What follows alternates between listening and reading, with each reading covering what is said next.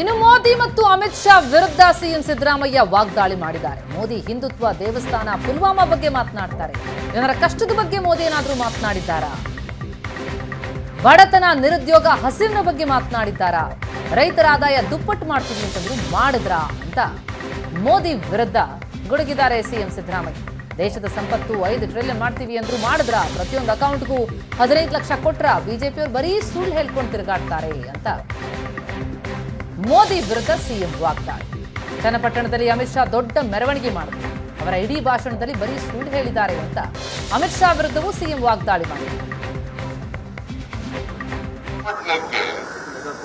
ಅಮಿತ್ ಶಾ ಬಂದಿದ್ರು, ದೊಡ್ಡ ಮೆರವಣಿಗೆ ಮಾಡಿದ್ರು, ಕಾರ್ನರ್ ಮೀಟಿಂಗು ಕೂಡ ಮಾಡಿದ್ರು.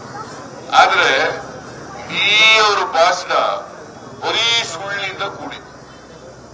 ಇಡೀ ಭಾಷಣ ಬರೀ ಸುಳ್ಳು.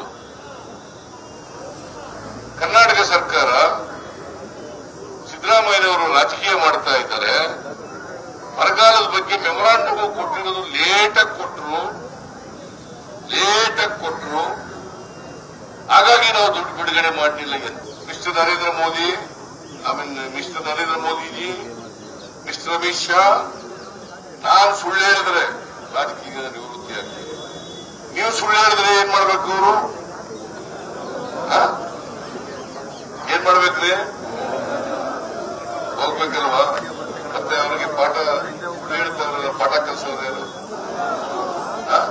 ಹಿಂದುತ್ವದ ಬಗ್ಗೆ ಮಾತಾಡೋದು, ದೇವಸ್ಥಾನಗಳ ಬಗ್ಗೆ ಮಾತಾಡೋದು, ಅಯೋಧ್ಯೆಯಲ್ಲಿ ರಾಮ ಮಂದಿರದ ಬಗ್ಗೆ ಮಾತಾಡೋದು, ಪುಲ್ವಾಮಾ ಬಗ್ಗೆ ಮಾತಾಡೋದು, 370 ಆರ್ಟಿಕಲ್ 370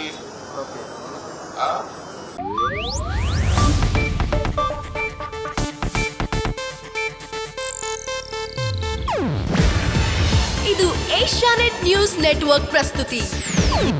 ನೀವು ನೋಡ್ತಿದ್ದೀರಾ ಏಷ್ಯಾನೆಟ್ ಸುವರ್ಣ ನ್ಯೂಸ್.